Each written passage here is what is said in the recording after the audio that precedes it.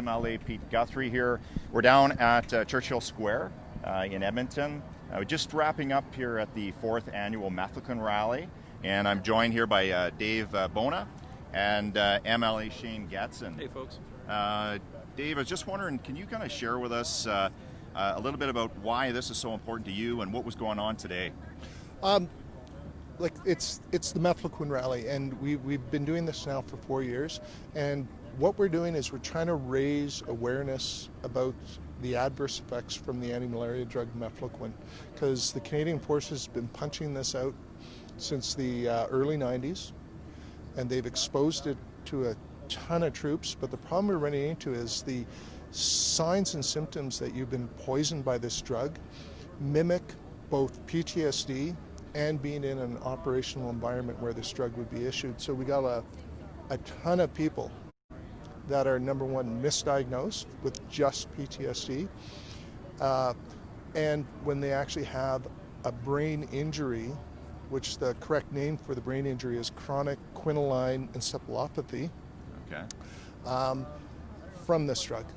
So what we're doing is, like I said, just raising awareness, getting the word out, because once we can get people to go see their doctor and start asking questions, and then they can change their focus from just PTSD treatments. Yeah. Like myself, I did intense PTSD treatment for 14 years, and I had zero effect. So Dave, what then is, what's the biggest differences then between just from PTSD but then Mefloquine toxicity? Okay. What would be the differentiating factor? The main difference between PTSD and Mefloquine poisoning or quinism is the fact that there's a lot of physical symptoms. Like PTSD doesn't cause balance and dizziness issues, doesn't cause, doesn't damage like your eyes,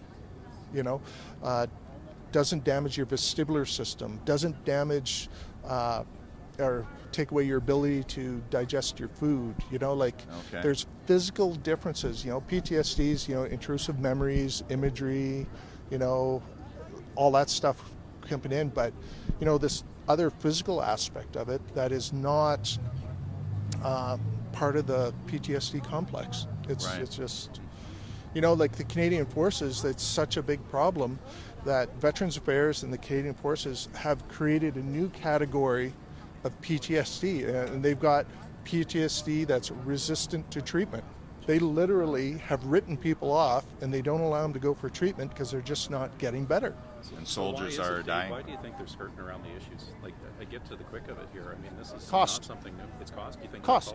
That's all it is? That's all it is. Because right now, we just discussed it. Like right now, the bulk of the cost of this injury is being borne by the provincial governments. Right. We've got guys that are having all these severe, like the misdiagnosis. Okay, when you misdiagnose someone with PTSD that's not responding to treatment, usually one of the first things they do is they start hitting them with pharmaceuticals, high-dose pharmaceuticals, and then there's a whole slide down, and then they have severe mood management issues like suicidal ideation, extreme rages, and you start hitting someone that's struggling with that with high-dose pharmaceuticals, you're going to take away what little inhibition control they have, and they're going to kill themselves, or they're going to act more on that impulse to cause harm and stuff around them. Right. So what are you guys looking for as a group? I mean, obviously, we have awareness. We have 4 main points we deal with. Number one is we would like the Somali Inquiry to be reopened, because what's happened is, with how this drug was introduced to the Canadian Forces was through our deployment in Somalia, and the Canadian government got that drug for free if they would use it on us in Somalia. Oh. So. As part of a drug trial, and it was released for use if the Canadian Forces followed some very specific drug monitoring safety protocols. They didn't even try, because they didn't screen us for any anything that would preclude us from taking the drug, neuropsychiatric issues, concussions, or anything like that. for Christ's sakes, we're an airborne unit. Everyone's got a concussion, you know. Right. Like, it's just the suitability of this drug for use in an operational environment is just it's mind-boggling that they would even try to issue a drug that has this type of side effect profile to people going into an operational. Like, how do you tell? Like, your friend just got shot. Okay, I can't sleep. I'm angry. Yeah, what's you know, the root cause of that? yeah. What's causing that? You know, like, is it dealing with that or? Well, and you guys were an elite force. You Yep. didn't go into the easiest deployments either. No. That was your whole thing. Yeah. That's why we have you. Yes. Yeah. Yeah. And what were the other points that you're looking for? We're looking for, number one, reopen the Somali Inquiry. We're looking for the government to acknowledge the issue, research and development for Yes. treatments, and some form of compensation for the guys, because we've got guys that they've lost their entire lives. Yeah. Like they literally can't function. We've got guys that have been in extended periods of time incarcerated because they have severe mood management, like rages and stuff like that. You give someone that's battling anger management issues, you know. One of the things I struggled with was alcohol addiction, because with the anxiety and everything associated with this injury, the only way I could ever get some peace and quiet in my soul was to get so freaking drunk that I could hardly even talk. But the thing is, I would go like 2 weeks with no sleep, but then I'd get drunk, and then I'd be able to sleep for like that night, and then I was good to go for another week or two before I'd crash again. Yeah. So, you know, I have constituents that suffer from mefloquine toxicity. Both my wife and I in 2005 took it. You know, we got a few weeks in, and we realized we better stop. Yeah. We couldn't sleep. Anxiety, crazy, wild dreams. I can't imagine what you guys are going through. Shane and I are both supporters. We want to try to help you guys to bring about attention to this. Do you have any final comments to make? if anyone that suspects they're poisoned, please feel reach out, track us down on social media. I'm Dave Bona, just like it sounds. Okay. And yeah, well, Dave, thanks for taking the time to do this and your advocacy for it, bringing it to attention, and a shout out to one of my constituents there too. Was the 2IC2 here today. Yeah. So John Kennedy as well. Yeah.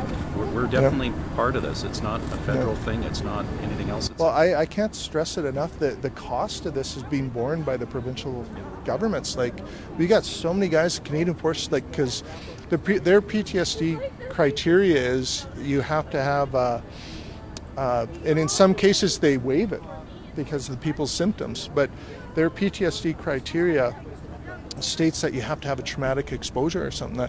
So someone that's, say, deployed to Kandahar, they're not shelled, they never go outside the wire, they've never been shot, they've never been exposed to anything, but they have PTSD-like symptoms to the point where they can't function and work.